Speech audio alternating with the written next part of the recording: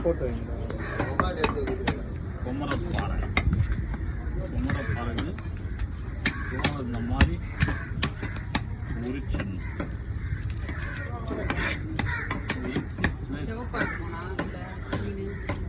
இந்த